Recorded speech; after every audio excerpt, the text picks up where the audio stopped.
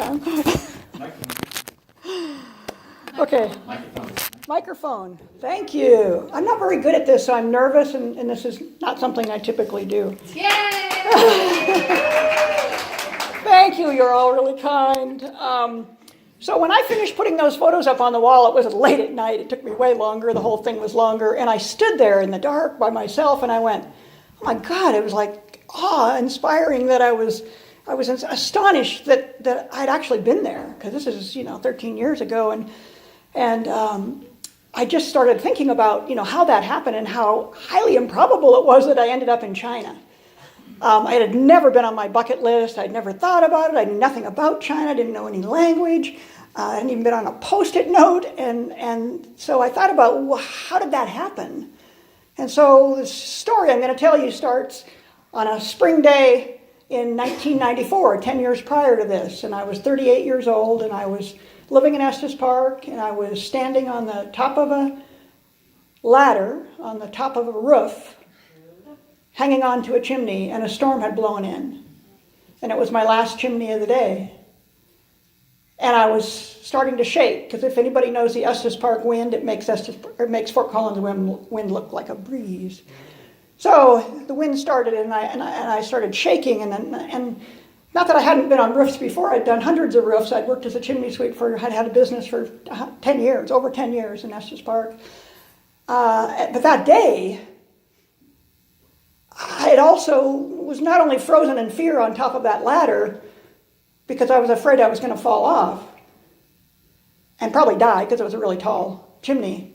But the point that was most frightening to me was that when that thought came, I thought, oh well, that might be good. Because my marriage was really difficult. And I'd known for years that marriage was not a good situation for me. And in the midst of it, I had lost myself. I got into depression. We'd done counseling. We tried all kinds of things. We had kids that were almost teenagers. And I had committed to being in that marriage until they got out of high school. But I wasn't doing very well. And as I stood there, I realized I had to make a change. And not so much from the chimney sweeping business. That was really fun. I made great money. I worked in high places. And I did everything. I made the phone calls and set it up. And then I would show up at the door, and I'd have my top hat and my tails and my toolboxes. And I'd ring the doorbell, and they'd open the door, and they would just look at me like a deer in the headlights,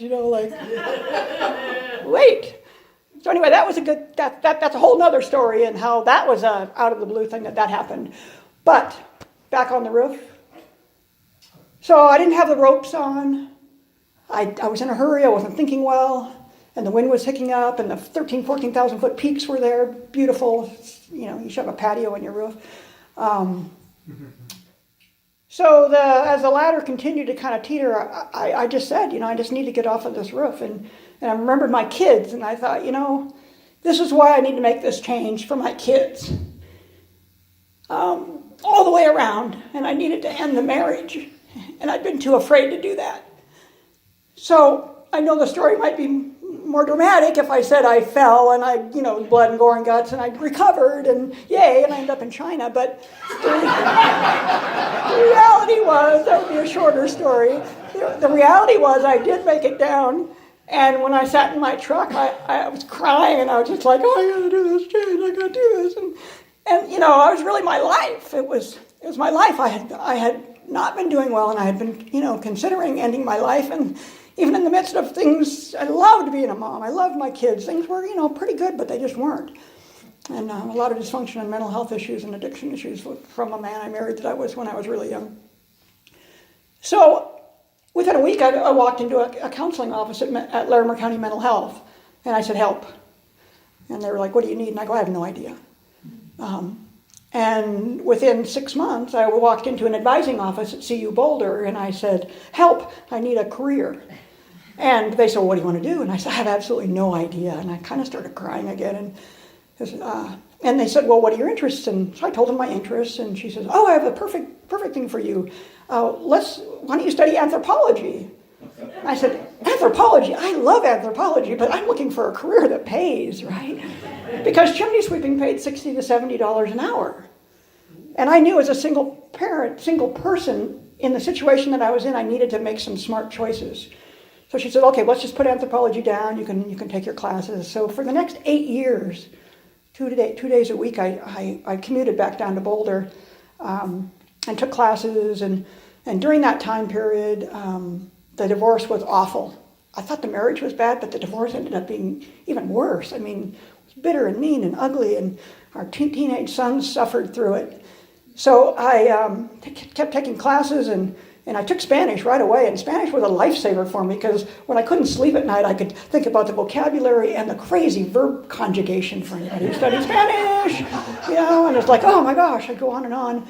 And during that time, all these families were moving into Estes Park from Mexico, wonderful, beautiful families moving into the apartment complex where I lived, and I was studying my Spanish, and they were trying to learn English, and so I started practicing with the moms and decided, hey, how cool to do this language exchange program, hook people up together from 2 different cultures and study language and learn about each other and get rid of some stigmas and build community. And so I ended up being able to open this little nonprofit center called the Roundhouse, this round building on a Center for Language and Cultural Exchange. It was on an acre of property right by the schools, right by low-income housing. We got it for $200 a month. It was just awesome, and we could have it in forever. These people were going to use it until they retired, and then that was their retirement. And so we got that going, and then in May of 2004, I walked across the stage at CU Boulder, and my mom came from Montana. She was 75 years old, watching her 44-year-old daughter graduate. And my son was there, and my other son with my granddaughter. And I walked across with summa cum laude honors, which was really cool because I was really scared. I hadn't been in school for 20 years, and then it took me 8 years, and that was all really, really super scary. And I was going to quit multiple times. And I just keep going. And I had the cassette tape, Feel the Fear and Do It Anyway. And I played it in my little Subaru, and I had a little Walkman that I'd put on my headphones even while I was up on the chimneys. I was like, feel the fear, do it anyway. I feel the fear, And so that's where I lose my track without notes. Okay. So then I got a phone call that said, I'm sorry, you can't keep the property we can't renew the release on the property that you're using for your center. We're getting a divorce, we have to sell it, and we have to, divide the assets. So all of a sudden we lost this beautiful property with a big community garden and all kinds of programming set up, 3 years running strong, and things kind of started to fall apart there. And then I got another phone call about a month later saying, a woman at 7:30 in the morning, and I'm not a morning person, and she says, we'd like to offer you a job teaching cultural anthropology. That's why you must be mistaken. I just have a bachelor's and I'm not qualified. And she goes, no, we know who you are and we'd like you to teach it. And I'm like, no, I don't think so. And anyway, she said, well, listen, you qualify because it's at a university in Beijing, China. And I'm like, China?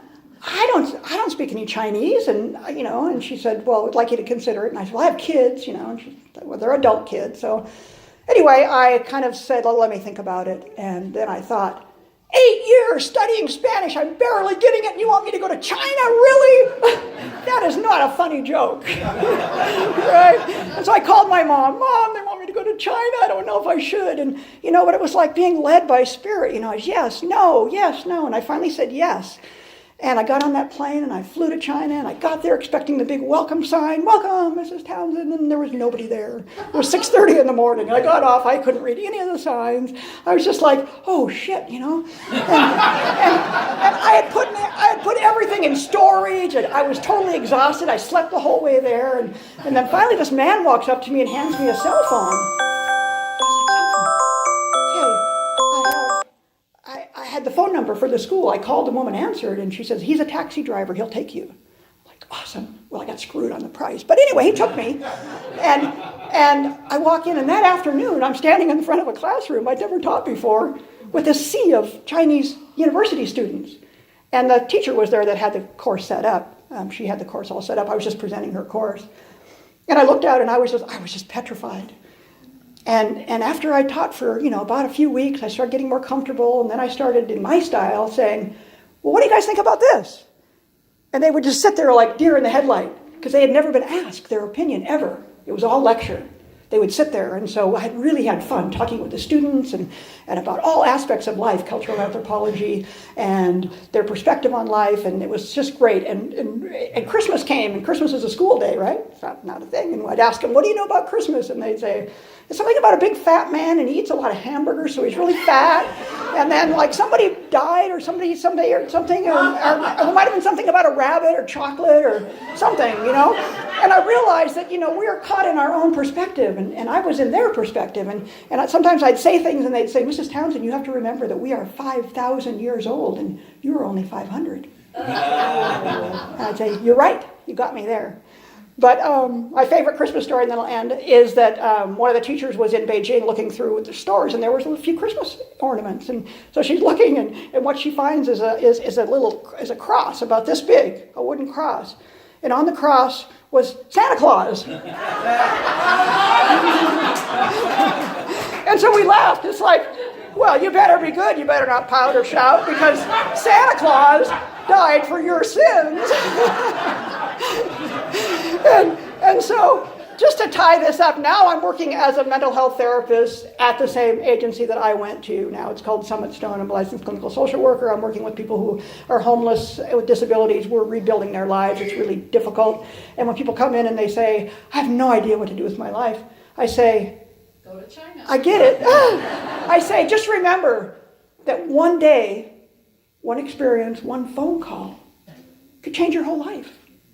So it'll be okay. The end. Thanks.